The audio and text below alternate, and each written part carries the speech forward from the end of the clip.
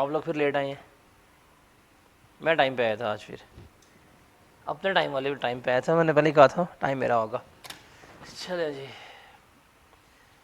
जनवरी start होते साथ ही आप लोगों की काम पे टांगा शुरू हो गई हैं। ये इसके वोल्टेज फ्लक्चुएट कर रहे हैं प्रोजेक्टर के ना। चलो ठीक है, चले आज हमारी काइंड ऑफ ओरिएंटेशन है। आप लोगों को आज स्केजूल वगैरह मिल जाएगा क्या है क्या नहीं है। उसके बाद हम स्टार्ट करते हैं। हमें से कोई ऐसा तो नहीं जो फर्स्ट टाइम टेक्स्ट पढ़ रहा है? तो कितनी दफ़ा पढ़ना है यार? नहीं, मैं एज ऑफ नाउ जिसने भी टेक्स्ट स्टार्ट की है कोई है? अच्छा, और रिपीटर कितने हैं? सारे रिपीटर हैं माशाल्लाह से। चलें हम देखते हैं। अब इसका मतलब जो हमारी मेन ऑडियंस है इसकी वो वही है जो फर्स्ट टाइम पढ़ रहे हैं। बाकी तो आप लोग सिर्फ बोर होंगे और वेट करेंगे कब तक चाय नहीं आती, सुकून से पिए के निकल जाएंगे। एनीवेज, मैं आप लोगों के लिए सबके लिए एक ही चीज़ इंपॉर्टेंट है और वो है स्केड्यूल, जिसमें पता होगा कि हम कब लेके चल रहे हैं और कहाँ पे हम इसको लेके चल रहे हैं, क्या पॉसिबल है कि नहीं, कितने टेस्ट वगैरह होंगे, सारा कुछ जो है वो भी हम यहाँ पे क्या करते हैं, डिस्कस आउट करते हैं कि लाइक हमारे लेक्चर्स का स्केड्यूल क्या है, आपस में हमारा इंटरेक्शन कैसे होगा। बिकॉज हमारे पास यहाँ पे 3 मोड्स हैं। एक है हमारे पास फिज़िकल मोड, एक है हमारे पास कॉम्बो मोड और दूसरा है हमारे पास ऑनलाइन मोड। तो कैसे चलेगा कैसे नहीं होगा वो हम देख रहे होंगे। बुक्स कौन सी फॉलो करनी है वो भी आपको चल जाएगा पता। इस सब्जेक्ट के कुछ कोर इश्यूज़ जो हैं वो हम देखेंगे क्या है। सिलेबस आउटलाइन, कुछ एग्जामिनर कमेंट्स और आपके एंड पे कोई क्वेश्चन आंसर्स वगैरह हुए वो हम लेके चलेंगे। देखें, पीआरसी आप लोग करके आए हैं। पीआरसी में आप लोगों ने इकोनॉमिक्स पढ़ी होगी। इकोनॉमिक्स में आपने थोड़ा बहुत टैक्स के बारे में पढ़ा होगा कि टैक्स किसे कहते हैं और टैक्स क्या होता है। थोड़ा सा आपको इस चीज़ के बारे में आइडिया होगा। वैसे भी पाकिस्तानी के तौर के ऊपर टैक्स के बारे में तो हम सबको पता है कि टैक्स होता क्या है और टैक्स के क्या कुछ हैं। लाइक अब जब भी पूछें टैक्स क्या है, जो गवर्नमेंट हमसे क्या कर रही है, ज़बरदस्ती पैसे ले रही है, वो टैक्स है। हालांकि गवर्नमेंट ज़बरदस्ती नहीं ले रही होती पैसे, बल्कि वो लीगली तौर के ऊपर ले रही होती है। अब जिस तरह वो जो कलेक्शन करती है वही हमने सीखना है यहाँ पे कि कैसे और किस तरह से है। अगर टैक्स की बात करें तो टैक्स का पेपर जो है ये one of the most practical paper है आपके पूरे सीए की लाइक स्टडीज़ में। ऑडिटिंग, रिपोर्टिंग और टैक्स, ये 3 जो हैं सबसे मोस्ट प्रैक्टिकल पेपर हैं। लाइक आप कैफ लेवल का आपको टैक्स की नॉलेज हो, थोड़ी सी प्रैक्टिकल नॉलेज आपको आ जाए ना, तो आप एफबीआर का एक टेस्ट पास करके आप एफबीआर के एंड पे वो जो है एडवाइजरी दे सकते हैं, आप अपने रिटर्न्स फाइल कर सकते हैं, आप अपनी कंसल्टिंग एजेंसी दे सकते हैं टैक्स की, जिस अगर आपको सिर्फ जो कैफ लेवल का टैक्स है और थोड़ी बहुत कंपनी की इन्फॉर्मेशन हो जाए। मतलब CFAP अगर आपको CFAP 5 ना भी पास हुआ हो, आपको यहाँ का टैक्स आ जाए ना कैफ का, तो आप एक अच्छे खासे कंसल्टेंट बन सकते हैं। कंसल्टेंट होते भी कौन है मोस्टली? जो फॉर्म्स में ट्रेनिंग होते हैं, क्या हर एक का CFAP 5 पास हुआ होता है? The answer is no. कैफ करके गए होते हैं, यहाँ से आर्टिकल्स में जाते हैं, 2 से 3 दफ़ा रिटर्न्स फाइल करते हैं, उनको पोर्टल इशू करना आ जाता है कि ये पोर्टल में डील कैसे करना है, और एक अच्छे खासे कंसल्टेंट बन के एक वेल एस्टेब्लिश वकील से ज़्यादा नॉलेज डेप्थ रख रहे होते हैं। बिकॉज जितना हम डेप्थ में पढ़ते हैं, जितनी हम प्रैक्टिकल नॉलेज इवन अपने कैफ लेवल में डिस्कस करते हैं, इतनी तो एक लॉयर भी जो है वो डिस्कस नहीं कर रहा होता। लॉयर को टेक्निकल जार्गन्स का पता होता है, उसको ये पता है कि ऑर्डिनेंस का मतलब क्या है, ये कैसे है, वो कैसे है, बट उसकी इम्प्लीमेंटेशन कैसे होगी वो एक कैफ का स्टूडेंट जो है वो बेहतर जानता है। सिर्फ आप टेक्स्ट यहाँ पे पढ़ के आप रिटर्न्स वगैरह फाइल कर सकते हैं, आप सस्ती कंसल्टेंसी दे सकते हैं, 200 रुपये की 2 रिटर्न्स फाइल करवा सकते हैं, सेल लगा सकते हैं। तो ये सारा कुछ जो है ये है हमारा। तो one of the most practical paper आप इसे कह सकते हैं जो आप अपनी पूरी इस सीए की स्टडी में पढ़ेंगे। अगर किसी को इसमें इंटरेस्ट हो, इसका स्कोप इतना बड़ा है कि आप अगर आप इसमें प्रॉपरली घुस जाते हैं, ख़त्म ही नहीं होता काम। पाकिस्तान में टैक्स का काम कभी ख़त्म हो ही नहीं सकता, जितना गवर्नमेंट यहाँ पे और जितनी हमारी बड़ी आवाम है। तो एक बहुत ही ये एक प्रैक्टिकल, एक बहुत ही लाइवली सब्जेक्ट है जिसको बंदा बोर नहीं होता। बिकॉज आप जितना पढ़ना स्टार्ट करेंगे, जैसे लेके चलेंगे, वो सारे का सारा क्या होगा आपका यहाँ पे प्रैक्टिकल नॉलेज होगी। हम प्रैक्टिकल सिनेरियोस को क्या कर रहे होंगे, किताब में रख के डिस्कस कर रहे होंगे। तो वन ऑफ द ये इम्पोर्टेंट सब्जेक्ट है जो आपका यहाँ पे टैक्स हम लेके चल रहे हैं। अब हमारे पैकेज में शामिल क्या होगा, लाइक हमने 100% सिलेबस कवर करना है इन लाइव क्लासेस। जो हमारी क्लासेस होंगी, आज हमारा फर्स्ट डे है, मेरे ख्याल से 10 फेब तक या मैक्सिमम गए तो 12 फेब तक हमने कंप्लीट सिलेबस जो है वो ख़त्म करना है। इवन अगर आप आज 0% के ऊपर स्टैंड कर रहे हैं, आपको टैक्स के बारे में कुछ नहीं आता, इसका है किस तेरा था, किसका था, कैमरामैन। अगर आप 0% के ऊपर भी स्टैंड कर रहे हैं, मतलब अगर आपको टैक्स की ABC भी नहीं आती, आप आफ्टर 40 डेज़ जो है आप इस पेपर को पास इजीली कर सकते हैं, और ये डूएबल पेपर है, और ये आपका पेपर जो है वो पास हो भी जाएगा। So you have to believe on your self. बस आपको कुछ थोड़ी सी कंसिस्टेंसी जो है वो डेवलप करनी पड़ेगी, आपका पेपर ये पास हो जाएगा। तो हम अपने 40 डेज़ में कंप्लीट प्रिपरेशंस जो है वो कर रहे होंगे। आप इसे समझ सकते हैं कि आप टैक्स का लगाने चले गए चिल्ला या आपका चलीसवा है, डेट्स ऑल अपॉन यू कि आपने चिल्ला लगाना है या आई कैप के हाथों चलीसवा करवाना है, ये आपके ऊपर है। अगर लेकिन आप इसको प्रॉपरली लेके चलते हैं, आसान सब्जेक्ट है और ये तरीके से लेके चलें, आपका सब्जेक्ट जो है वो हो भी जाता है ये वाला। उसके अलावा मैं इतने फॉर श्योर क्यों हूँ कि ये हो जाता है, बिकॉज़ इस दफ़ा इसके साथ 20 टेस्ट की सपोर्ट है, जिसमें आपके पास फाइनल मॉक भी होगा, वो आपको मिलेगा, और एंड के ऊपर आपके साथ रिवीजन भी होगी, जो हम ड्यूरिंग फेब के पहले वीक में स्टार्ट कर देंगे। तो ये सारा कुछ जो है वो इसमें हम यहाँ पर डिस्कस कर रहे होंगे।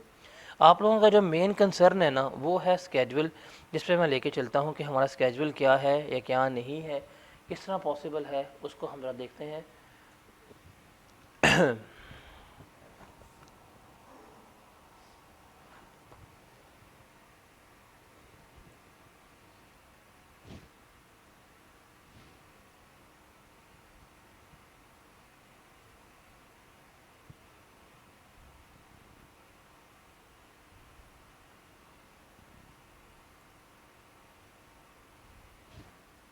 रीडेबल नहीं है ना?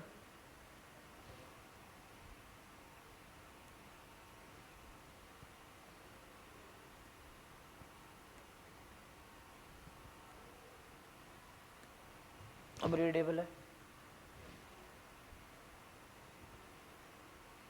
अब रीडेबल है।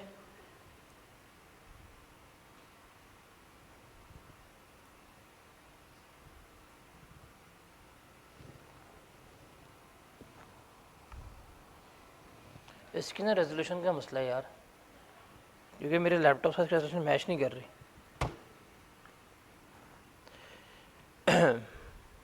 तो देखें, हम स्टार्ट करेंगे आज से। हमारे सब्जेक्ट की ओरिएंटेशन 3 तारीख से जो शुरू हुई है, इस दिन से हम लेके शुरू हो रहे हैं, और किस किस डे पे हमने क्या कुछ करना है सारा यहाँ पे आपको बताया हुआ है। संडेज कौन से ऑफ हैं वो भी बताया हुआ है आपको। हम पहले स्टार्ट करेंगे सेल्स टैक्स से, बिकॉज़ हमारे सिलेबस का आप कह सकते हैं 30% एरिया जो है वो किसके ऊपर है, वो 30% एरिया सेल्स टैक्स का है। ये एक्सप्रेस गलती से लिखा गया है, ये आपका SBI का है। तो 30% एरिया हमारा सेल्स टैक्स का है। अगर आप टैक्स का पेपर पास करना चाहते हैं ना, तो गिनती के 4 चैप्टर हैं, अगर आप वो कर लेते हैं, उन 4 चैप्टर में से अराउंड 55% तक का पेपर आपका बन रहा होता है। मतलब टोटल सिलेबस में से 4 ऐसे चैप्टर्स हैं जो कर लें तो आपका 55% एरिया बन रहा होता है, जिसमें से सबसे इम्पॉर्टेंट कौन सा है हमारे पास, सेल्स टैक्स है, जिसमें से आप कहते हैं कि 30 नंबर का एक तो उसकी ग्रिड है जिसमें से टेस्ट कर रहे हैं, 25 नंबर उसने पूछने हैं। अगर आप इस 30 में से 25 या 24 नंबर ले भी जाते हैं ना, आपका पेपर जो है वो पास हो जाता है। आपका पेपर पास होने के चांसेस जो हैं वो बहुत ज़्यादा इंक्रीज़ हो जाते हैं। तो हम सेल्स टैक्स से स्टार्ट करेंगे, कितने न्यूमेरिकल करने हैं, कितनी बेसिस के ऊपर करने हैं, वो ईच एंड एवरीथिंग जो है यहाँ पे डिस्कस है। फिर आगे जाके कुछ संडेज जो हैं वो ऑन हो जाएंगे, जैसे यहाँ पे लिखा हुआ है कि 28 जनवरी का जो संडे होगा वो हमारा क्या हो जाएगा, ऑन हो जाएगा। उसके अलावा 4 फ़ेब का जो संडे है वो ऑन हो जाएगा। और गालिबन कंप्लीट प्रैक्टिस, मतलब आप इस पूरे स्केड्यूल में देखें, कोई सेल्स टैक्स के 10 के करीब न्यूमेरिकल हैं, इनकम टैक्स के 10 न्यूमेरिकल हैं, बिज़नेस के 10 न्यूमेरिकल हैं। ये हर चीज़ कर आके हम अराउंड 14 फ़ेब को क्या कर देंगे, इसको वाइंड अप कर देंगे। उसके बाद आपके पास एक वीक होगा, आपकी तैयारी करें और एंड पे जाके आप अपना मॉक वगैरह जो है वो दे रहे होंगे। तो बिल्कुल अगर आप आज स्क्रैच के ऊपर भी खड़े हुए हैं, ये आपके साथ अभी मैं शेयर करवा देता हूँ प्लानर।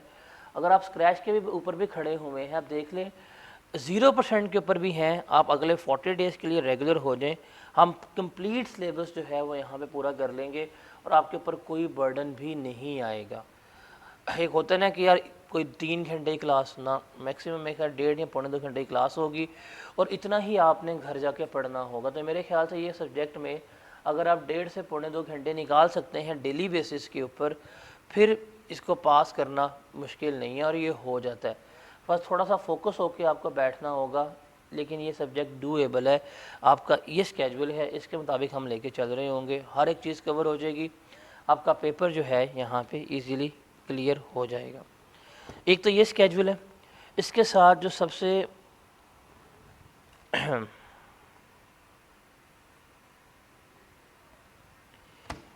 जो साथ इंटीग्रेटेड है ना हमारे पास, वो है ये टेस्ट स्केड्यूल, कि हमारे टोटल 20 के करीब टेस्ट हैं जो हमने इसके अंदर प्लेस किए हुए हैं। थोड़ा सा ये रीडेबल नहीं है, रीडेबल है, स्क्रीन में देख लें ज़रा। इसका भी आपको प्रिंट वर्जन अभी ग्रुप में मैं शेयर करवा दूंगा सारे।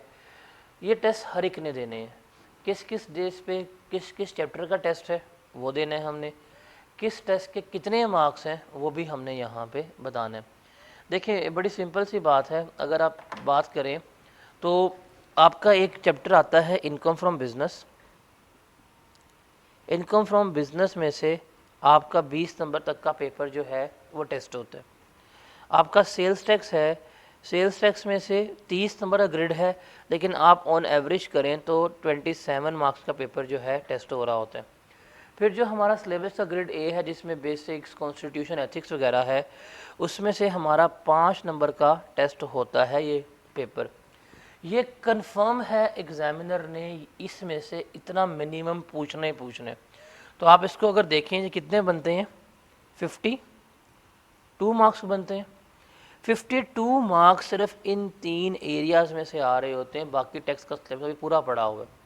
तो इन्हीं एरियाज़ को फोकस करते हुए इनके नंबर ऑफ़ टेस्ट भी जो है वो मैंने ज़्यादा रखे हुए हैं। जैसे अगर सेल्स टैक्स की बात करूं तो सेल्स टैक्स का 1, 2, 3, 4, 5, 6 टेस्ट जो हैं वो सेल टैक्स के हैं। क्यों? बिकॉज आई वांटेड कि जब आप आई कैप में जाएं, आप पेपर दें, तो सबसे पहले जो आप एरिया पकड़ें जिसको सॉल्व करें वो कौन सा होना चाहिए, वो सेल्स टैक्स का होना चाहिए। आप उसको अगर सॉल्व कर लेते हैं, 30 नंबर का आया है, 28 नंबर का आया है, आप उसमें से 25 नंबर भी लेंगे, आपका पेपर पास हो जाएगा। ये वो एरिया है जो आप पहले 1 घंटे में करके साइड पे हो जाएंगे, 2 सवाल होंगे, 3 सवाल होंगे, आपका पेपर जो है पास हो जाएगा। तो इसको हमने टॉपिकल वाइज ब्रेक की है कि डेफिनेशंस का अलग टेस्ट है, फिर जो उसके रूल्स हैं उसको ब्रेक करके टेस्ट ले रहे हैं, न्यूमेरिकल्स का अलग टेस्ट लिया है, फिर पूरे सेल्स टैक्स का अलग टेस्ट है। अब जिस टॉपिक की वेटेज छोटी है उसका टेस्ट के मार्क्स भी छोटे हैं, जैसे ये बेसिक्स वगैरह 25 नंबर का टेस्ट है। अब जहाँ पे वेटेज बड़ी है, इंपॉर्टेंट टॉपिक है, उसके मार्क्स भी ज़्यादा है। फिर यहाँ पे सेल्स टैक्स कंप्लीट टेस्ट भी है 75 मार्क्स का, जिसको क्वार्टर मॉक कह सकते हैं कि 75 मार्क्स का एक यहाँ पे मॉक है, एक 75 मार्क्स का यहाँ पे मॉक है। फिर यहाँ का मतलब ये 1, 2, 3, 4 टेस्ट होंगे थ्योरेटिकल सेल्स टैक्स के, टेस्ट होगा न्यूमेरिकल, और फिर दूसरा क्या होगा, कंप्लीट सेल्स टैक्स का टेस्ट होगा।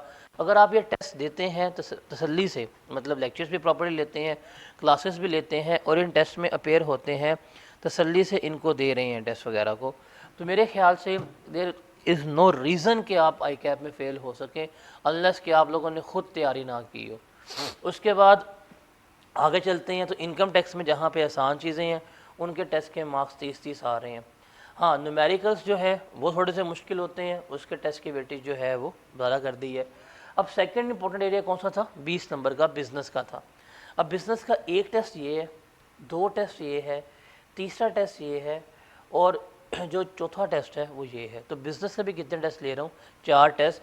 न्यूमेरिकल्स के सेपरेट होंगे और जो बिज़नेस की थ्योरी होगी उसके टेस्ट जो हैं वो सेपरेट होंगे, ताकि कोई किसी किस्म का इशू आप लोगों को फेस ना हो रहा हो।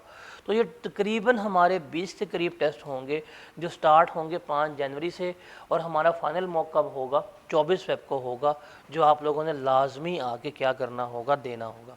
तो ये स्केजुअल के टेस्ट कौन से होंगे और वो जो है हमारा कि लेक्चर प्लान क्या होगा, ये दो सबसे इम्पॉर्टेंट चीज़ें हैं। अगर आप इन दोनों को फॉलो कर लेते हैं, आप ज़ीरो पे भी आज स्टार्ट कर रहे हैं, जब यहाँ पे ख़त्म होगा हमारा सिलेबस आई गेस 10 या 12 को, आपका टेक्स्ट का सिलेबस 100% कंप्लीट हो चुका होगा और आपको कोई किसी किस्म की प्रॉब्लम, कोई किसी किस्म का मसला फेस नहीं होगा। मैं आपको श्योरिटी से दे सकता हूँ, आप ये क्या लिख के दे सकता हूँ, आप इवन अपने नोटबुक के ऊपर लिख लें, आप ये अगर 20 टेस्ट दे देते हैं ना पूरे तैयार करके, आप आईका का पेपर फेल नहीं कर सकते, वो पेपर पास हो जाएगा। बिकॉज इन टेस्ट में मोस्टली क्वेश्चन जो हैं वो अनसीन होने हैं, वो पास्ट पेपर में से नहीं होने। तो एक बिल्कुल अनसीन क्वेश्चन होने जब आप कर रहे होंगे तो आपका पेपर जो है वो 100% पास हो जाएगा, अगर आप ये 20 टेस्ट की जो है वो एफर्ट करते हैं। तो ये दो चीज़ें जो हैं आप लोगों के लिए क्या हैं, सबसे ज़्यादा इम्पॉर्टेंट है कि नंबर ऑफ़ टेस्ट हमारे पास कितने हैं और कितने टेस्ट जो हैं वो हम देंगे, किस किस मार्क्स के, ये आपके लिए इम्पॉर्टेंट है। ये दो काम कर दें, मैं आपको पास होने की श्योरिटी जो है वो दे सकता हूँ कि जी आप लोग जो हैं वो पास हो सकते हैं, ठीक है। और ये टेस्ट मोस्टली फिज़िकली होंगे, हम ऑनलाइन टेस्ट नहीं देंगे। आप आएँ इस डेट के ऊपर, टेस्ट दें, ओके। आप कहेंगे जी मसला है ऑनलाइन दे दें, द आंसर इज़ नो। मैं पहले दिन पे कह रहा हूँ the answer is a big no, नहीं मिलेगा आपको टेस्ट ऑनलाइन। जो सिर्फ ऑनलाइन मोड में रजिस्टर्ड हैं फास्ट ट्रैक के, उनको मिल जाएगा ऑनलाइन। बाकी जो कॉम्बो वाले बच्चे भी हुए उनको भी यहाँ पे आके फ़िज़िकल टेस्ट ही देना पड़ेगा। देयर इज़ नो ऑप्शन कि हम उनको उनके घर में अकोमोडेट करें, बिकॉज़ यहाँ पे थोड़ा सा आपको एफ़र्ट्स करनी पड़ेंगी, थोड़ी सी जान मारनी पड़ेगी, तो आप पास होंगे, अदरवाइज़ नहीं पास होंगे, ठीक है। तो मैं पहले दिन ही कह रहा हूँ, अब किसी की टांग टूटती है, किसी के हाथ टूटते हैं, किसी की कोई दादी उम्र में चली जाती है, पक्के वाला उम्र होता है ना, वो वाला, मैं नहीं कर रहा। मैंने ऑनलाइन टेस्ट नहीं भेजना किसी को भी। आप आएँ, इस डेट के ऊपर टेस्ट है, इस डेट पे टेस्ट देंगे, आप नेक्स्ट डे भी टेस्ट नहीं दे पाएंगे, हम कोई अकोमोडेट नहीं कर रहे किसी को, बहुत क्लियर है। बिकॉज टेस्ट में डेज जो हैं वो कम है, हम हफ्ते में 2 टेस्ट प्लेस करके बैठे हुए हैं, अगर हमने एक को भी अकोमोडेट करना शुरू किया ना तो हमारा पूरा स्केजुअल जो है वो आउट हो जाना है। तो हम किसी को अकोमोडेट नहीं करेंगे। ये जो एज़ पर डेट है, हम एज़ पर डेट ही क्या करेंगे, टेस्ट ले रहे होंगे, ना एक दिन पहले ना एक दिन बाद, और ना किसी को इसमें फैसिलिटेट किया रहेगा। आप लोगों ने आना है, यहाँ पे आपका रूम एलोकेट होगा, टेस्ट दें, जाएं, आपको 1 वीक में टेस्ट आपका जो है वापस हो जाएगा और तमाम टेस्ट आपको चेक होकर मिलेंगे, ये मेरी श्योरिटी है आपको, ठीक है। तो ये दो चीज़ें हैं आपके लिए जो बहुत ज़्यादा इम्पॉर्टेंट है, आपने इनको देखना है और आपने इनको लेकर चलना है, ओके। अब बुक्स कौन सी फॉलो करनी है आप लोगों के पास, मैं एक ही बुक पे लेकर चलूँगा जो मेरी अपनी बुक है, बड़ी मुश्किल बनी है, ये आप सबको पता है। खैर, इस किताब की वजह से मेरा लैपटॉप बर्बाद हुआ है, क्योंकि जिसके ऊपर जितना लैपटॉप पे जुल्म हुआ है ना, मुझे पता है। तो ये बुक है, इसी बुक को लेकर चलना। अगर आपके पास बुक नहीं है, आप यहाँ से जाके बुक ले लीजिएगा। हम पूरा सेशन इसी बुक पे लेके चलेंगे। I think this is one of the most comprehensive book जो अभी तक है। आपको कैफ लेवल के सवाल भी मिलेंगे, आपको इसमें सीफेप के भी क्वेश्चंस मिलेंगे, आपको इसमें अपनी पैदाइश से पहले के सवाल भी मिल रहे होंगे। तो 19 इसमें सबसे ओल्डेस्ट क्वेश्चन जो है वो 1989 का है। 1989 से लेके 2023 ऑटम तक के न्यूमेरिकल्स क्वेश्चन टॉपिक वाइज सारा कुछ इसमें मौजूद है। इसमें एग्जामिनर कमेंट्स वो भी मौजूद हैं, इसमें मार्किंग स्कीम्स लगी हुई हैं, किस सवाल के कितने कितने मार्क्स आने थे। तो one of the most detailed book है जो ये है, जिसमें हम लेके चलेंगे। तो आप लोगों ने यही बुक जो है वो फॉलो करनी है। इसके अलावा किताब में समरी शीट्स वगैरह जो हैं वो क्या कहते हैं, इंटीग्रेटेड हैं। आप लोगों को कोई भी एक्स्ट्रा समरी शीट या एक्स्ट्रा न्यूमेरिकल शीट वगैरह की कैरी करने की ज़रूरत नहीं है। और ये किताब थोड़ी सी आई कैप से हट के इसलिए है बिकॉज ये in the form of notes बनी हुई है। जो क्लास नोट्स होंगे ना आपको तकरीबन उसकी ही अरेंजमेंट यहाँ पे मिलेगी, उसी वे में आप सारा यहाँ पे कर रहे होंगे, तो आपको वो भी एक प्रॉब्लम फेस नहीं करनी पड़ेगी कि यार क्लास में तो इस तरह के नोट्स होते हैं, किताब में ये लिखा हुआ है, किताब में कुछ चीज़ आगे होगी या कोई पीछे होगी, ऐसा कुछ भी नहीं होगा। हम प्योरली क्या करेंगे, हम इसी बुक को फॉलो कर रहे होंगे। ठीक है, तो ये चीज़ जो है इम्पॉर्टेंट है। और अभी तो उसका चूँकि थोड़ी सी एमरजेंसी में बनी थी, बिकॉज चीज़ें वगैरह हैज़ार्ड थी और ये थी। नेक्स्ट सेशन में ये जितनी रिफाइंड वर्जन में होगी आपकी सोच है। अभी इसमें चंद एक जगहों पे ना कुछ QR कोड्स लगे हुए हैं, आप स्कैन करते हैं लेक्चर प्ले हो जाता है, देखा होगा आप लोगों ने। इससे जो नेक्स्ट एडिशन होगा उसमें तकरीबन इस किताब में कोई 50% QR कोड्स होंगे, और वो बाकायदा आप उसको स्कैन करेंगे, वो क्वेश्चन हो गया, वो कंसेप्ट हो गया, वो लाइन हो गई, वो प्रॉपरली क्या हो जाएगी, आपके पास कोई 1 मिनट 2 मिनट वीडियो प्ले होगी, आप उसको देख सकते हैं। तो वो मेरे पास पड़े हुए हैं QR कोड्स, बस उनको वेरीफाई करके लगाने का टाइम नहीं था हमारे पास, वरना इस किताब में एज ऑफ नाउ आपको पूरी किताब में QR कोड्स मिल जाने थे कि आप स्कैन करते। फॉर एग्जांपल आप कोई भी टॉपिक पढ़ रहे हैं रिटर्न का या असेसमेंट का, अब जो सबसे मुश्किल एरिया है, नहीं आता याद के, समझ नहीं आ रही क्या है किस तरह से है, तो आप उसको जब स्कैन करते, वो 1 मिनट की वीडियो प्ले होती है, आपका पूरा वो टॉपिक जो है वो रिवाइज हो जाता है। तो ये इस लेवल की बुक होनी है जो अगले सेशन में इंशाल्लाह कंप्लीट हो जाएगी। इसमें थोड़ी बहुत एरर्स वगैरह आपको शायद मिल सकते हैं, मैंने कोशिश तो की थी, but this one is the book जिसको हम फॉलो कर रहे होंगे। इसके अलावा आपको कोई एक्स्ट्रा पास पेपर, कोई एक्स्ट्रा नोट, कोई एक्स्ट्रा समरी शीट कुछ भी कैरी करने की ज़रूरत नहीं है।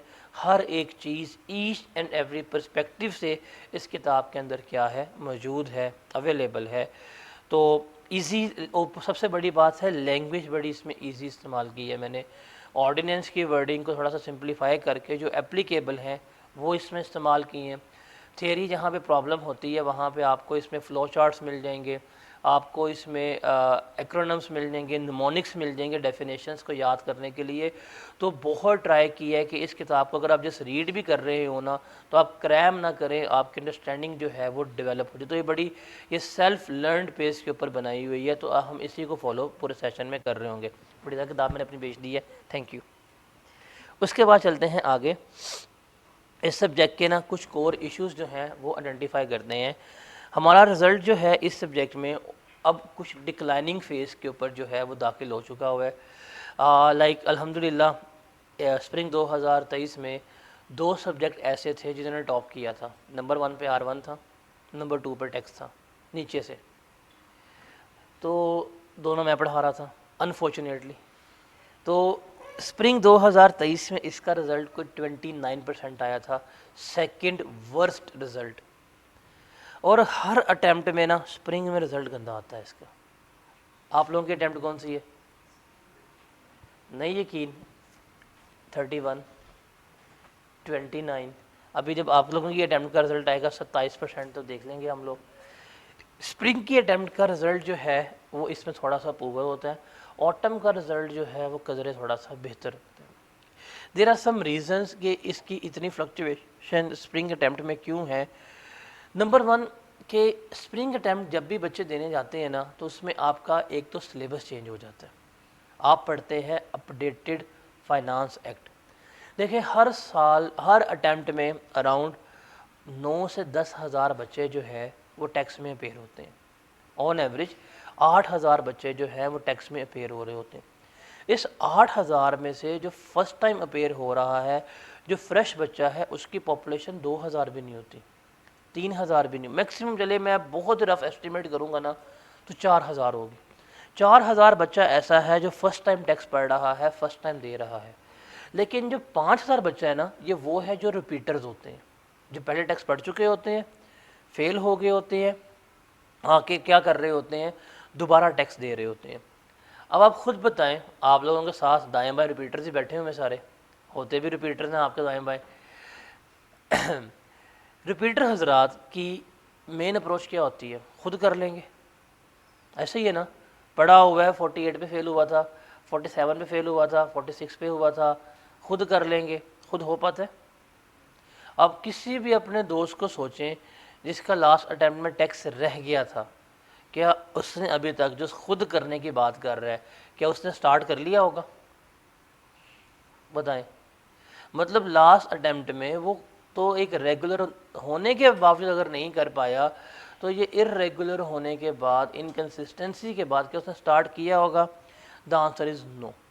तो पहला तो यहाँ पे उनको होता है प्रॉब्लम कि उनको लगता है हम कर लेंगे, उनसे होता नहीं है। प्रोक्रास्टिनेट करते करते करते करते जनवरी आ जाता है, फिर जनवरी यूँ ख़त्म होता है मजाक के अलावा। सबसे शॉर्टेस्ट महीना जो लगता है ना ख़त्म होते हुए, वो जनवरी लगता है। 1 जनवरी और 1 अगस्त कैफ के लिए शुरू होते हैं, ख़त्म हो जाते हैं, समझ नहीं आती कहाँ गया कहाँ नहीं गया। अभी जनवरी की आज क्या तारीख है? परसों क्या थी? वो 1 थी, 3 हो गई है, लगा पता? ये कैसे 3 फेब होनी है आपको भी नहीं लगना पता। फिर जब मार्च आएगी तो आंखें खुल जानी है आप लोगों की। तो ये फैक्ट है बहुत बड़ा। हम प्रोक्रास्टिनेट करते रहते हैं। अब देखा रहे मोस्टली रिपीटर हजरात में जो होते हैं, रिजल्ट आपका आया हुआ है नवंबर, इन्होंने नवंबर में नहीं पढ़ा होता।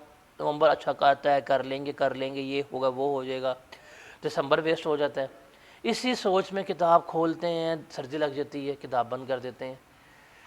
तो यहाँ बैठते हैं सर्दियों में बड़ा मज़ा आता है यार, 10 बजे पढ़ने बैठूँगा मैं, 10:01 होता है यार, अब 10-15 में किताब खोलनी है। क्यों? वो एक ना पता नहीं क्यों समझ नहीं आती, माइंड में चल रहा होता है कि हमने ना एक क्या कहते हैं, सिंक्रनाइज टाइम पे पढ़ाई स्टार्ट करनी है। कभी भी मैंने नहीं देखा कोई 10:03 पे पढ़ना स्टार्ट कर दे, नहीं होता ना। 10 बजे शुरू करना है, अगर 1 मिनट भी ऊपर होगा यार नहीं, स्कीम आउट हो गई है, पढ़ा नहीं जाएगा। किसका वेट करेंगे? 10:15 का। टाइम देखते रहेंगे। जब 10:10 होंगे जाकर निकलेंगे रील्स देखने के लिए। फिर अब रील्स से फारिग होंगे, क्या टाइम होगा? 10:17। नहीं यार अभी भी नहीं पढ़ना, 2 मिनट ऊपर हो गए हैं। अब कितने बजे पढ़ना है? 10:30। वो 10 AM पे कहानी शुरू होती है। फिर जब रात का डिनर हो रहा होता है ना 9:30 बजे, यार आज का फिर पूरा दिन वेस्ट हो गया, अच्छा पढ़ के सो जाऊँगा। तो ये होता है।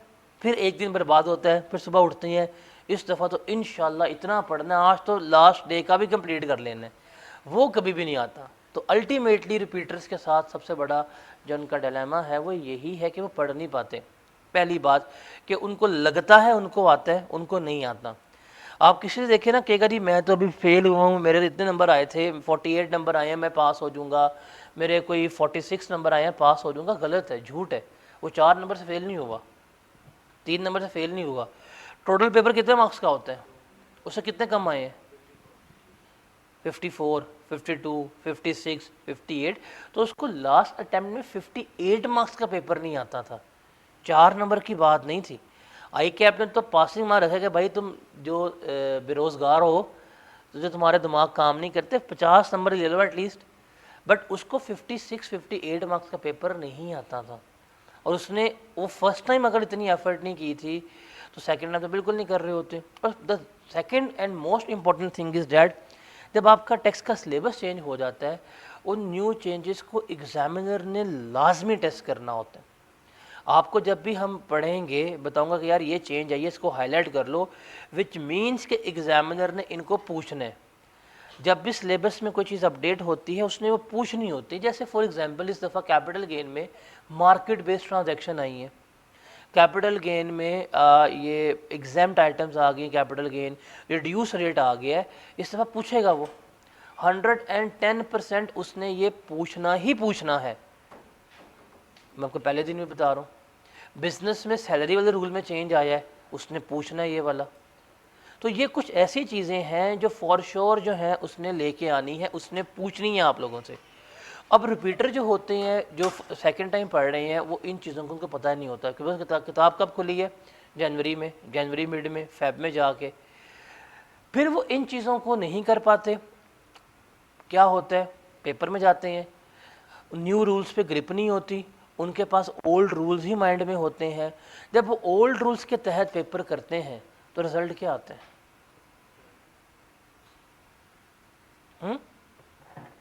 रिजल्ट क्या आता है? रिजल्ट ये आता है, वो पूछना चाहता है मुझे क्यों निकाला। आई कैप का बताता है भाई तुम्हें बताऊंगा तुम्हें मैंने क्यों निकाला, but this is the fact. और टेक्स्ट का पेपर एक जालम पेपर है, सही बताता हूँ मैं। पहली अटैम्प्ट है या तीसरी अटैम्प्ट है, दूसरी में नहीं होता ये।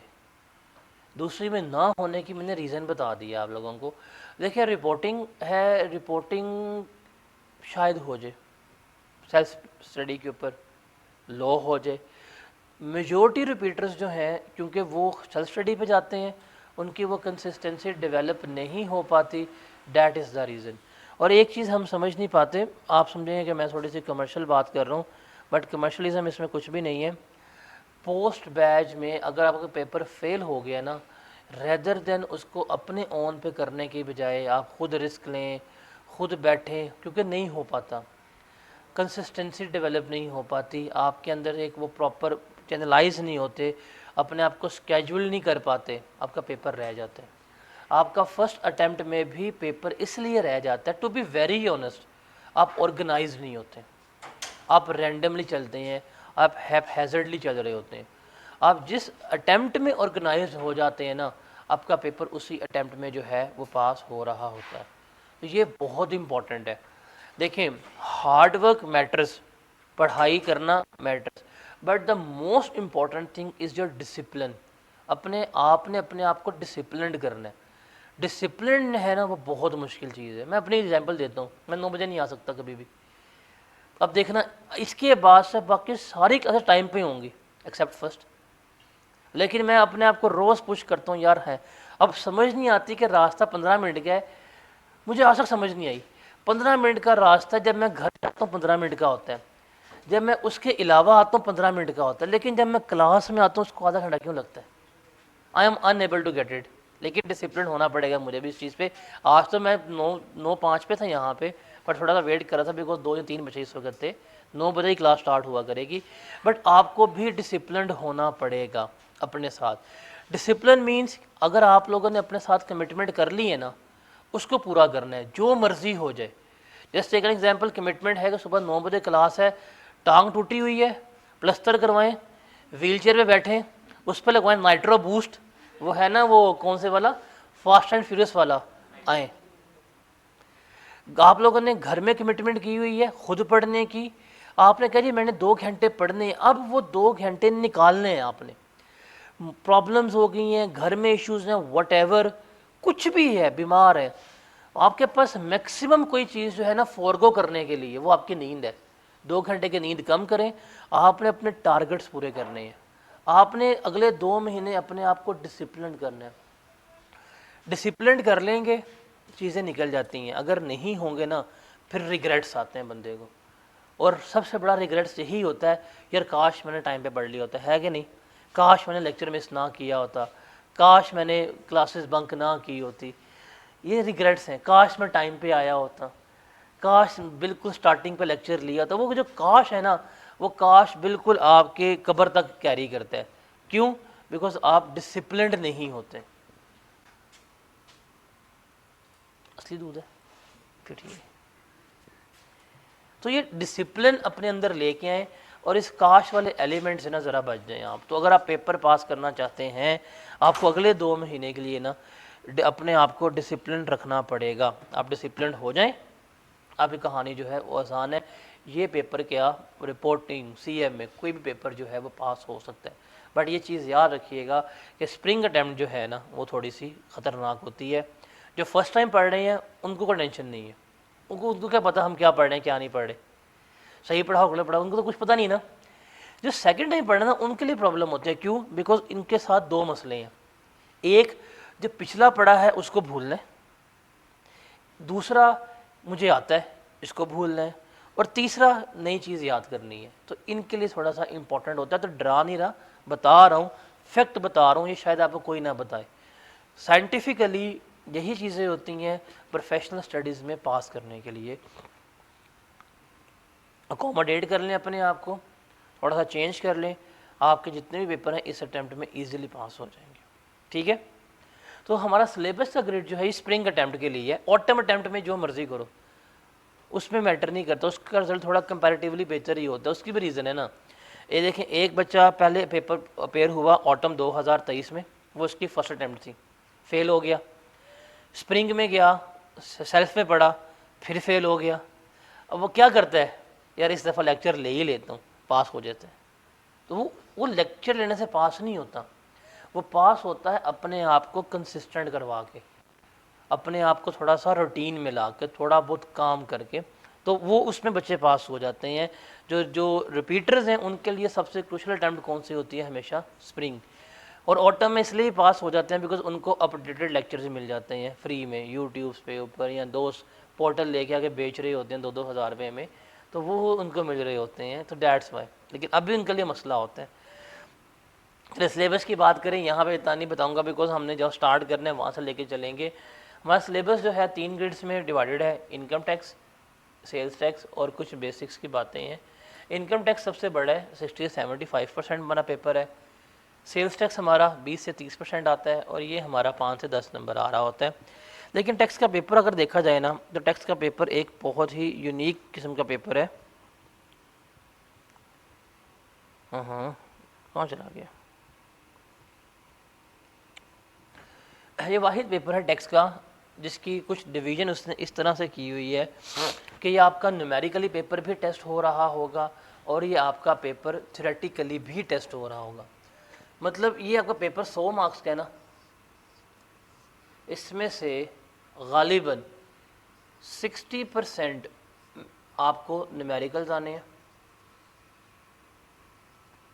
और आपको 40% की आनी है थियरी, उसने भी पूछनी है। इस 65 मार्क्स के भी न्यूमेरिकल पूछ सकते हैं, 50 के ही पूछ सकते हैं, लेकिन न्यूमेरिकल अच्छे आने हैं।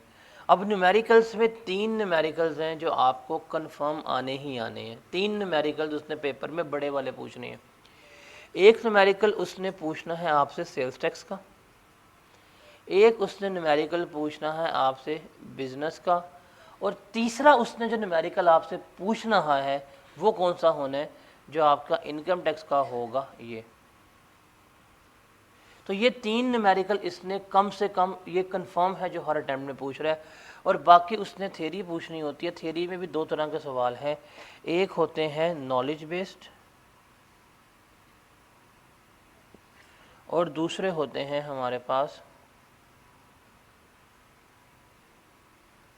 Application based. नॉलेज बेस्ड में आप कह सकते हैं आपको कोई 15 नंबर के सवाल जो है वो नॉलेज बेस्ड आएंगे जिसमें रट्टा मारना होता है।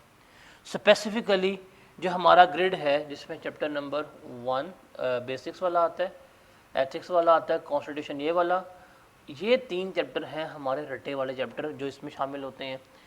बाकी जो है वो एप्लीकेशन बेस्ड थ्योरी आती है कि आपने प्रैक्टिकल नॉलेज को अप्लाई करना होता है केस सिनेरियोज़ में जो जहाँ बच्चों को मार पड़ती है, और ये गालिबन 25 नंबर की होती है। अगर आप एग्जामिनर कमेंट्स पढ़ेंगे ना, जब अभी मैं आपको दिखाता भी हूँ, तो एग्जामिनर भाई साहब कंटिन्यूसली कह रहे हैं कि जो एप्लीकेशन बेस्ड थ्योरी है वो बच्चों से नहीं हो पा रही, वो जो है थोड़ी सी प्रॉब्लमेटिक है बच्चों के लिए। तो वो हमने क्या करना है वो हम डिस्कस कर रहे होंगे। तो ये पूरे कैफ में one of the unique paper है जो न्यूमेरिकल भी है और जो थ्योरेटिकल भी है।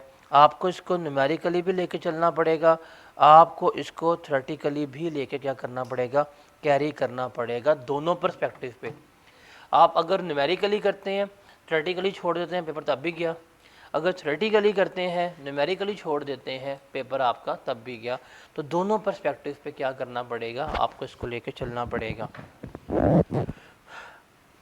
रिजल्ट की रीजंस अगर देखें फेलियर की, तो one of the ideal person जिससे हम पूछ सकते हैं कि आपको फेल क्यों किया गया, वो कौन है? एग्जामिनर। तो एग्जामिनर कमेंट्स है ना वो हमारे लिए बड़े इंपॉर्टेंट है। मैं 2 से 3 एग्जामिनर कमेंट डिस्कस करूँगा आपसे ताकि आपको थोड़ा सा आइडिया हो जाए क्या है क्या नहीं है। देखें, स्प्रिंग की आपकी अटेम्प्ट है 2024 की, और ये है जी स्प्रिंग 2023 के एग्जामिनर कमेंट, आज से एग्जैक्ट 1 साल पहले वाली अटैम्प्ट के। रिजल्ट कितना था? 29%। 8 सवाल आए थे। Question number 8 one of the worst attempted question, और ये उस एरिया में से है जो one of the easiest area हमारे सिलेबस का है।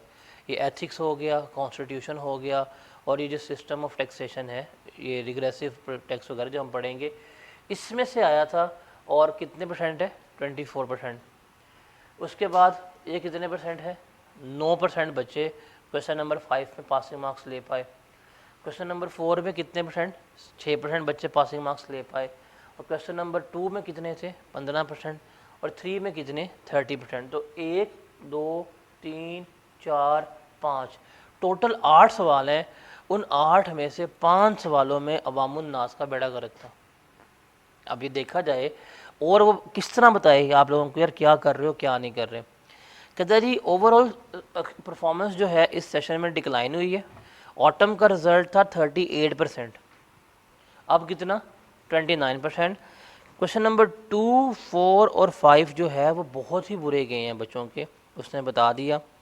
अब उसने प्रॉपर यहाँ पर रीज़न बताई हुई है कि बच्चों को थ्योरेटिकल नॉलेज जो है वो प्रैक्टिकल सिनेरियोज में अप्लाई नहीं करनी आती, बच्चों को थ्योरी का नहीं पता, बच्चों को ये नहीं पता कि मैंने पूछा क्या है, बताना क्या है, लिखना क्या है। तो एप्लीकेशन इश्यूज जो हैं लॉ के वो उसने यहाँ पे हमें बताए हुए हैं। चलिए माइंड पे जज्बाती हो गया हो। अगर आप कोई दूसरी अटैम्प्ट देखें तो ये मेरे पास है स्प्रिंग 2022, इसके एग्जामिनर कमेंट्स में भी इस भाई साहब ने यही बताया हुआ है कि जो थ्योरेटिकल क्वेश्चंस हैं, जो थ्योरेटिकल नॉलेज है वो प्रैक्टिकल सिचुएशंस में हम लोगों से अप्लाई नहीं होती। और ये जो थ्योरेटिकल नॉलेज जो है ये न्यूमेरिकल में भी चलती है हमारे पास, और ये नॉलेज जो है ये हमारे पास थ्योरी में भी आएगी। तो ये प्रैक्टिकली रीजनिंग जो है वो हमें यहाँ पे सीखनी पड़ेगी, क्रैमिंग नहीं करनी पड़ेगी, रट्टा नहीं मारना पड़ेगा, चीज़ों को अंडरस्टैंड करना पड़ेगा। टेक्स्ट के पेपर में रट्टा कम है, ये फैक्ट है। आप किसी भी अटैम्प्ट में निकालें, कोई भी सवाल निकालें, रट्टा कम है इसमें। देखें जहाँ पे 60 नंबर के न्यूमेरिकल्स आ गए ना, इसका मतलब उस पेपर में रट्टा ना होने के बराबर है। 60 नंबर के न्यूमेरिकल्स दे रहा है आपको, वो 20 से 25 नंबर की वो आपको सिनेरियो बेस्ड क्वेश्चन या शॉर्ट कैलकुलेशंस दे रहा है। वो रट्टे वाला 1 या 2 सवाल होते हैं, बाकी इसमें सारा क्या है पेपर में एप्लीकेशन बेस्ड नॉलेज है जो उसने हमसे क्या की है, रिक्वायर की है। और बच्चे समझते हैं कि इसको क्रैम करना है, इसको रटा मारना है, हमें जाके वर्ड टू वर्ड प्रोड्यूस करना है, ऐसा कुछ भी नहीं है। यही रीज़न है क्या है कि अभी एक गैप चल रहा है between examiner and between students. Examiner कह रहा है कि यार मुझे ये सिनेरियो बेस्ड सवाल करके दो, बच्चे समझ रहे हैं कि इसको हमने रट्टे से करना है। ये इसलिए जो है ये पेपर कंटिन्यूसली जो है वो फेल हो रहा है। हालांकि सबसे आसान पेपर आप इसे कह सकते हैं अगर आप इसको तरीके से लेके चलें। तो आप एग्जामिनर कमेंट्स पढ़ें, अगर आप इसको ज़रा सॉर्ट करें तो रीजन ऑफ फेलियर में क्या कुछ आएगा। सबसे पहले सिलेक्टिव स्टडी आती है, उसके बाद पूरा प्रेजेंटेशन है, lack of proper understanding of law है, not following the requirements, poor time management और relying on just past papers हैं। तो ये एग्जामिनर कमेंट्स जितने भी ओवर द पीरियड हैं उसको अगर समराइज़ करें तो ये उसका सारे का सारा क्या बन रहा होता है। देखिए सिलेक्टिव स्टडी तो गुनाह है, गुनाह कबीरा में इसको शामिल नहीं कर सकते, बट गुनाह तो है ये। जंग में जा रहे हैं, गोलियां घर छोड़ गए, क्या क्या होगा आपके साथ, शहीद ही हो गया होगे। पेपर में पता है कि यार इतने चैप्टर हैं, अगर आप 5 चैप्टर छोड़ गए हो उसमें अगर पेपर आ गया तो क्या होगा, फेल होंगे। आइडियली अगर 2 बच्चे एग्ज़ाम हॉल में एंटर हुए हैं, एक बच्चे ने पूरा पेपर तैयार किया है, हर एक चीज़ की हुई है, उसकी तैयारी है 100% की, उसने कम्पीट करना है पेपर में बैठ के 100 नंबर से, उसको आते होंगे। 8 सवाल हैं, उसको 8 के 8 सवाल करने आते होंगे। और साथ अगर एक ऐसा बच्चा गया है जिसने 3 चैप्टर छोड़े हुए हैं और उसमें से अगर 10 नंबर का सवाल आ गया, अब मार्जिन क्या हो गया, क्लोज नहीं हो गया। वो 100 में खेल रहा है, ये कितने में खेल रहा होगा, 10 में। क्यों? बिकॉज स्टार्टिंग में जैसे उसने पेपर पकड़ा, दुआ पहले रास्ते में, या अल्लाह वो सवाल ना है, या अल्लाह वो सवाल ना है, या अल्लाह वो सवाल ना है। एक कोई पकड़ेगा फ़कीर को, 10 रुपये देगा उसको, दुआ करो वो सवाल ना है, वो भी दुआ देगा, फ़कीर 10 रुपये दुआ दे देता है। जब पेपर आएगा ना, और जब पेपर में वो पेपर पकड़ेगा हॉल में, अगर वो सवाल आ गया, अगर उसको बाकी 7 सवाल आते भी हुए ना, वो एक सवाल जो छोड़ के आया था, जो आउट ऑफ सिलेबस उसके लिए था, जिसने वो तैयार नहीं किया था, जब वो देखेगा ना तो उसका कॉन्फिडेंस लेवल अगर यहाँ पे था तो कहाँ पे हो जाएगा, इधर हो जाएगा। तो वो पहली ही जंग, जो पहली ही नर्व्स थी, जो वॉर थी नर्व्स की, वो क्या कर देगा, हार गया होगा। अब उसको क्या है, अब उसके लिए टेंशन है कि यार 10 नंबर का तो मुझे सवाल आता ही नहीं है। अब उसके माइंड में ये नहीं चल रहा कि मुझे 90 मार्क्स का पेपर आता है, उसके माइंड में क्या टेंशन होगी, 10 नंबर का मुझे नहीं आता। अब फैक्चुअली उसने क्या करना है, उसने 90 मार्क्स का पेपर करना होगा, और 90 में से कितने लेने हैं, 50 नंबर लेने हैं, विच आर अराउंड 60% आप कह सकते हैं। तो यहाँ पे आपका जो है बर्बादी शुरू होती है। अगर आप सिलेक्टिव स्टडी करेंगे, अगर आप कोई टॉपिक छोड़ देंगे, कोई एरिया छोड़ के जाएंगे, तो आपका जो मार्जिन है वो कम होता जाएगा। आपने कम मार्क्स में से पेपर जो है पासिंग मार्क्स सिक्योर करने पड़ेंगे, वो आप लोगों के लिए मुश्किल होगा। तो सिलेक्टिव स्टडी तो कभी भी नहीं करनी, हर एक चीज़ करनी है। अब कुछ ऐसी चीज़ें हैं जो बहुत ज़्यादा इंपॉर्टेंट होंगी, उस पर टाइम ज़्यादा लगा दें। कुछ चीज़ें ऐसी हैं जो आज तक पेपर में उसने टेस्ट ही नहीं की। जैसे यहाँ पे चैप्टर होगा, चैप्टर नंबर आई गेस 19 होगा या 20 होगा, other areas of income tax. ये वो एरिया है जो उसने पेपर में आज तक 1 या 2 दफ़ा पूछा हुआ है। आप इसके ऊपर कम टाइम लगाएं। तो ये चीज़ें हैं, इस तरह से हम इसे क्या कर रहे होते हैं, लेके चल रहे होते हैं।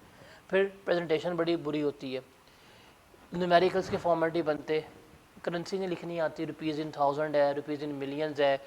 थ्रेटिकल क्वेश्चंस जो हैं उसको स्टार्ट नहीं करना आता, स्टार्ट कहाँ से करना है, एंड कहाँ पे करना है। तो ये सारी प्रॉब्लम्स जो हैं ये एग्जामिनर भाई साहब ने बताई हैं। फिर अंडरस्टैंडिंग ऑफ लॉ नहीं होती कि लॉ ने क्या कहा है, क्या नहीं कहा, कैसे हमने इसको लेके चलना है, क्या इसमें होगा, नहीं। वो समझते से रट्टा मार के जाके एज इट इज़ प्रोड्यूस कर देना। एज इट इज़ प्रोड्यूस हमने नहीं करना होता, हमने बताना होता है, हमने अप्लाई करना होता है, नॉलेज को समझना होता है कि क्या इसका मतलब है, ये है। फिर रिक्वायरमेंट्स फुलफ़िल नहीं होती। टैक्स के पेपर में सबसे बड़ा मसला है, वो कहता कुछ है, बच्चे करते कुछ हैं। वो कहता है टैक्स लायबिलिटी निकाल दो, ये टैक्सेबल इनकम निकाल के दे जाते हैं। वो टैक्स पेएबल कहता है, ये टैक्स लायबिलिटी निकाल देते हैं। तो ये इश्यूज़ हैं। फिर टाइम मैनेजमेंट, पेपर पूरा नहीं होता और ख़ाली पास पेपर्स करते हैं जी, हमसे पास पेपर हो गया तो हमारा पेपर पास हो जाएगा। ये वो चीज़ें हैं जो ऐसे नहीं है। आपको इन चीज़ों को, ये इन रीज़न्स को ओवरकम करना पड़ेगा। अगर आप लास्ट टाइम में फ़ेल हुए हैं, कोई भी आप में से, आप देखें इनमें से कौन सी रीज़न थी मेनली आपके फ़ेल होने की। आपको आपका जवाब मिल जाएगा कि लास्ट अटैम्प्ट में क्यों फ़ेल हुए हैं आप। हाँ भाई, क्यों हुआ फ़ेल, कोई नहीं बताएगा। तो ये हमारे रीज़न ऑफ फेलियर है, इसको हमने क्या करना है, ओवरकम करना है। तो सिलेक्टिव स्टडी आपने बिल्कुल भी नहीं करनी। एटलीस्ट अगर आपकी क्लास 1.5 घंटे की है ना, जितना पढ़ाया है उसको जाके रिप्रोड्यूस कर लो, 1.5 घंटे ही पढ़ लो। मेरे ख्याल से अब तो हर बंदा टेक्स्ट को 2 घंटे घर में दे सकता है अपनी 24 घंटे के रूटीन में। आखिरी मंथ में थोड़ी बहुत रिवीजन, टेस्ट आपने लाजमी देनी है, और हर एक की जो एडवाइस वगैरह है उससे आपने इज्तनाब इख्तियार करना है। कुछ सोशल मीडिया प्लेटफॉर्म्स को बॉयकॉट कर दें जब तक आपका पेपर नहीं होता, आपका पेपर जो है वो पास हो जाएगा। तो ये कुछ हमारी टिप्स एंड टेक्निक्स हैं इसको पास करने के लिए। अब आप कोई सवाल वगैरह हैं तो आप मुझसे पूछ सकते हैं। दैट वाज ऑल अबाउट कि हमने लेके कैसे चलना है, डूएबल है या नहीं है, क्या इसको पास करना पॉसिबल है या नहीं है, हर एक चीज़ जो है मैंने आपको बता दी है। स्केड्यूल अभी आप लोगों को पीडीएफ में हम ग्रुप में शेयर करवा देंगे। उस स्केड्यूल का प्रिंट आउट भी आपको कल मिल जाएगा, अपने पास रख लीजिएगा। टेस्ट स्केड्यूल का भी प्रिंट आउट हो गया और लेक्चर का भी प्रिंट आउट हो गया, वो अपने पास रख लीजिएगा, ताकि आपको पता होगा किस डेट के ऊपर कौन सा टेस्ट है, किस डेट के ऊपर कौन सा टॉपिक पढ़ने हैं। टेस्ट में आप लोगों ने लाजमी आना है, टेस्ट आप लोगों ने लाजमी देने हैं। दे देंगे, लेकिन कोई एक्स्ट्रा कॉस्ट नहीं है टेस्ट वगैरह की, दे देंगे। किसका बेनिफिट होगा, अगली दफ़ा कोई और सब्जेक्ट पढ़ रहे होंगे, वरना दोबारा टेक्स्ट में बैठे होंगे, फिर आंखें नीचे करके बैठे होंगे कि यार ना पकड़े जाऊँ, ये ना हो जाए, वो ना हो जाए। तो बेहतर क्या है कि आप थोड़ा सा अब अगले महीने और इस महीने थोड़ी सी अपनी कंसिस्टेंसी जो है वो डेवलप करें, थोड़ा सा अपने आप को मोटिवेट करें, डिसिप्लिन अपने आप को करें कि यार देना है। क्लास अगर ले ली है ना, पहली बात है क्लास मिस नहीं करनी चाहिए आप लोगों को अब इस यहाँ पे पहुँच के। दूसरा, जितना क्लास में पढ़ा है ना उसको जाके एज इट इज़ आपने क्या कर देना है, घर में पढ़ना। सिंपल सी बात है, पेपर आपका पास हो जाएगा। ठीक है, जाएं छुट्टी करें आज के, फिर चिल करें।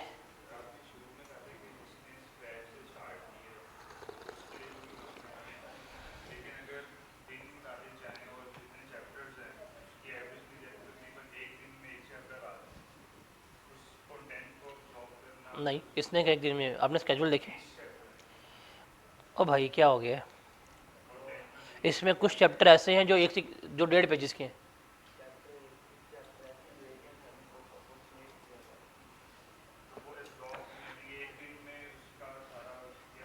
मैंने पहली बात की कि रट्टा नहीं मारना, रट्टा मारना हो ना तो एब्जॉर्ब करना प्रॉब्लम है। इसमें से 30 में से ना आपके 3 चैप्टर खाली न्यूमेरिकल्स के, उस पर क्या क्रैम करना आपने, बताएं ज़रा। 2 चैप्टर आपके प्योर पास्ट पेपर्स के हैं, तो 5 चैप्टर चले गए आपके प्रैक्टिस के, बाकी कितने बचे? 25। और इन 25 में से आपके कोई 4 चैप्टर हैं जो 1.5 पेजेस के हैं। अब कितने बचे? हाँ 21। उन 21 में से 4 चैप्टर हैं जो थोड़े से बड़े हैं, जो आप कह सकते हैं मोर देन 5 पेजेस के हैं। बाकी कितने बचे? वो सारे अंडर आपके 5 पेजेस में नहीं होते। बताओ, ये किताब में नंबर ऑफ चैप्टर्स बने जाएं, इस किताब में चीज़ें सॉर्टेड बहुत हैं, एक सीक्वेंस में चल रही हैं, उस सीक्वेंस में हैं। आप जब करते जाएंगे आपसे होती जाएंगी, ये बर्डनाइज नहीं होंगे आप।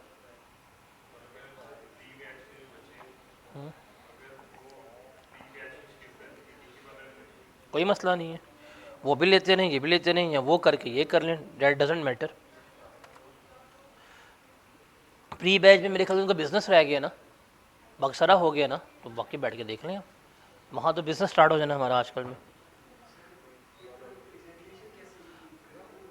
टेस्ट दे के।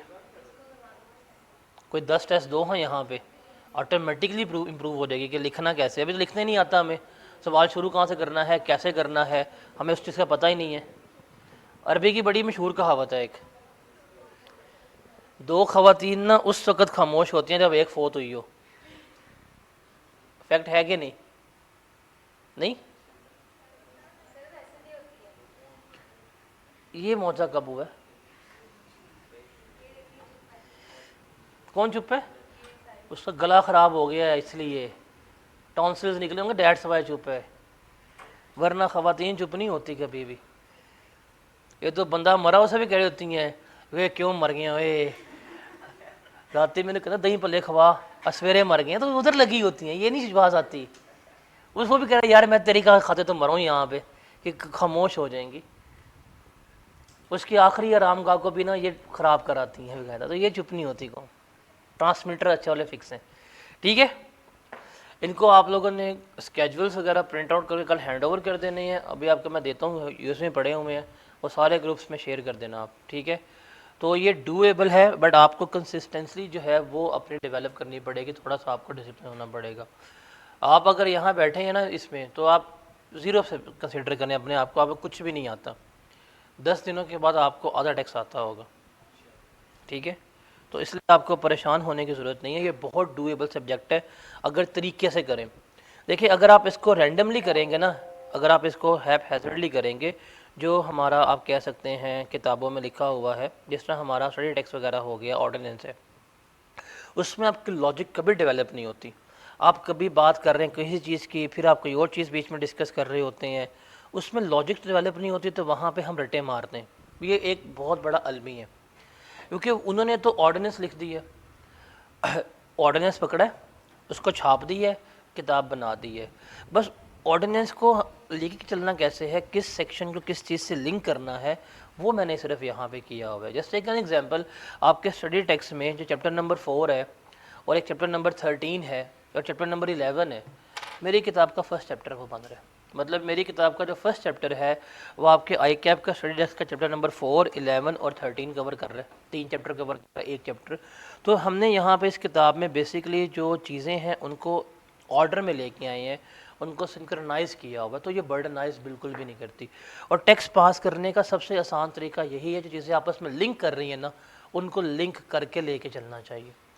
आप ऑर्डिनेंस में जब पढ़ रहे होते हैं ना, ऑर्डिनेंस में एक बात वो किसी और सेक्शन में करता है, उससे कनेक्टिंग बात फिर कहीं और करता है, फिर उससे कनेक्टिंग बात पे कहीं और कर रहा होता है। तो उनको 3 जगह जब आप पढ़ते हैं ना, तो आप कहते हैं यार ये तो बहुत मुश्किल लिखा हुआ है, ये तो ऐसे है वैसे है।